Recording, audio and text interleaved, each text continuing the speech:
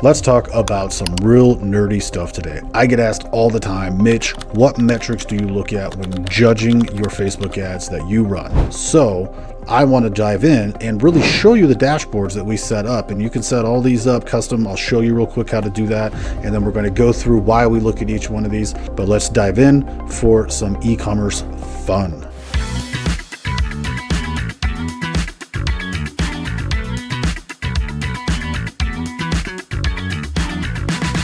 A lot of times I get into people's accounts and I do an audit, or I let them share their screen with me, and I see the metrics that y'all are looking at, and they're very basic.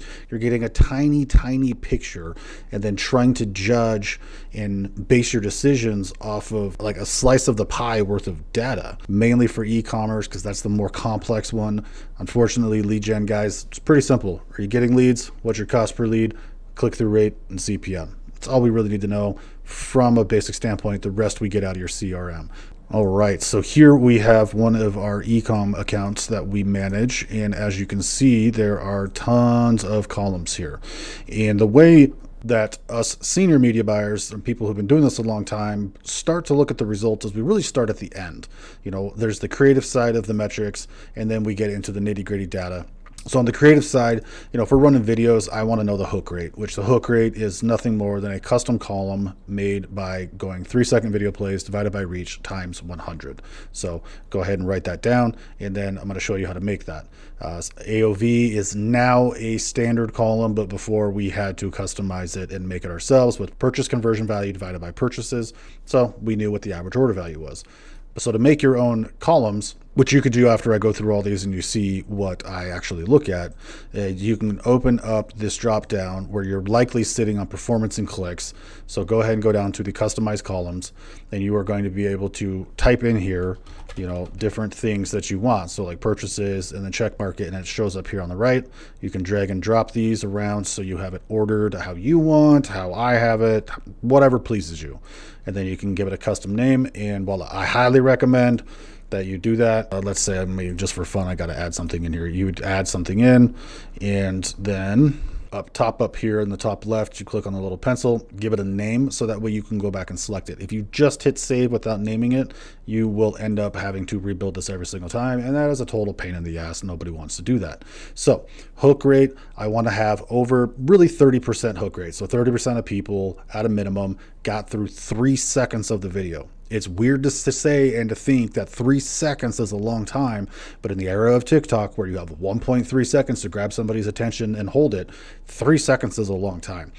Back when I started, a 7-minute video could kill it. Like, it was totally different 15 years ago, but now we have a fraction of time to get somebody to actually stop and look. So looking at these metrics, they look great. I'm okay with the way these videos are performing. This bottom one, you know, it definitely could be better. I would be talking to people going, hey, we need to improve this. Like, the hook needs to get better. The opening scene needs to get better. Then I want to look at the average order value, which is now a standard column, to see how large are the purchases that are coming through, because this will also directly correlate to your ROAS and the cost per purchase. So I need to know this, especially before I even run ads. I know this information, but I want to make sure that we're getting that kind of average order value, or are people actually going to the website and buying something completely different than what we're advertising, which is then dragging the average order value down. Or conversely, you're advertising something that is like $40, but your average order value is like $120. Well, now you know they're buying a bunch of stuff, or they're not buying exactly what you're like singularly advertising. So you can take that into account as well. Then I want to see the conversion rate, which is a custom metric that is purchases divided by link clicks. Don't use the CTR all, use the link clicks, the outbound unique CTR. That is people clicking the ad that then go to your website. So I want to know, how well is this ad converting once they get there? I was lazy and didn't multiply this by 100, but you can see it is 5%, 15%, 7%.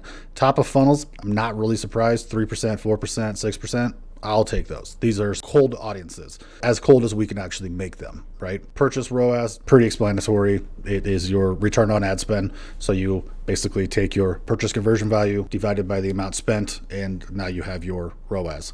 So on this one, we have an account-wide 4.48, but I am going to look at it at a campaign level, an ad set level, and an ads level to determine what's working and what's not working. Then I get into like the website style metrics, these are still so far all have been what I like to call, and what a lot of us like to call, hard metrics. So these are like the big things that we care about. I'm going to look at the add to carts, checkouts initiated, and purchases. I kind of want to have a good flow all the way through those, so we have a 40 to 50% drop off from section to section. So from action to action, from add to cart to checkouts initiated to purchases. This in particular could use some work. That's more of a website thing, where then we go and recommend, hey, you might have a problem here. There's a large drop off from this step to this step. Let's investigate that. And then it needs to be fixed, because obviously the smaller amount of people that drop off between each step leads to a higher amount of purchases, which then leads to you making more money. So this can also paint you a picture of, is there a website issue? Just plain and simple. Then from there, I don't really care about your CPC on Facebook ads. Google ads I do, but Facebook I don't. I don't care, because it is directly correlated to your CTR, link click-through rate, and your CPM.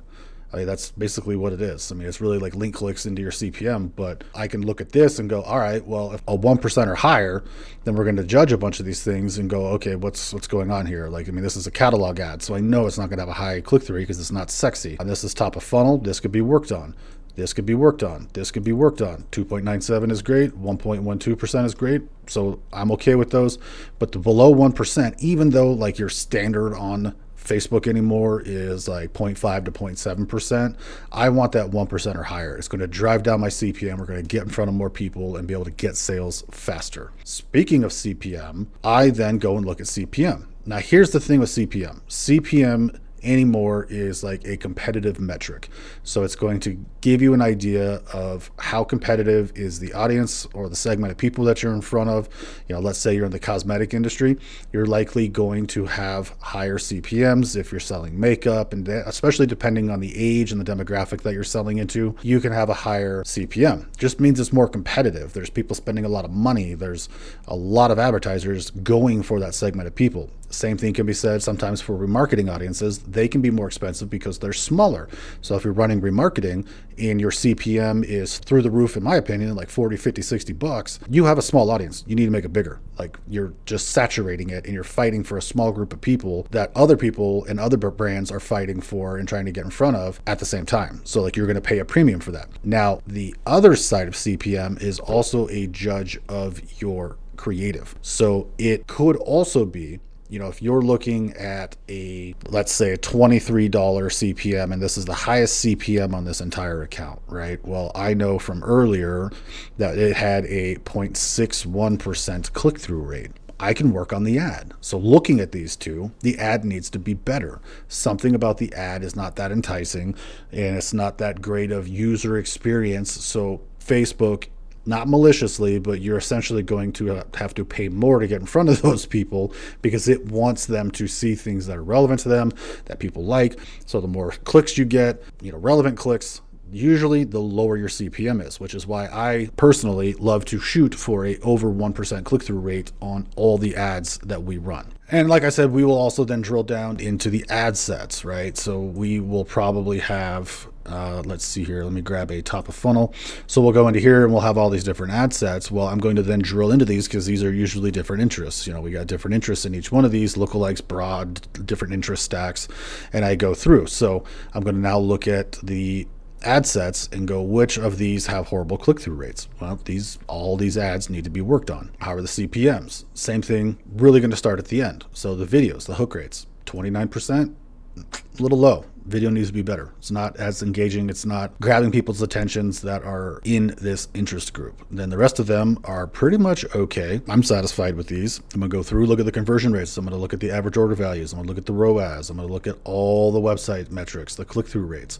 And as you saw, these click-through rates can be improved upon. And I'm showing you an account that kind of makes us look bad to a degree. Not bad, but shows you in real time what I'm looking at and going, yep, these could definitely use some work.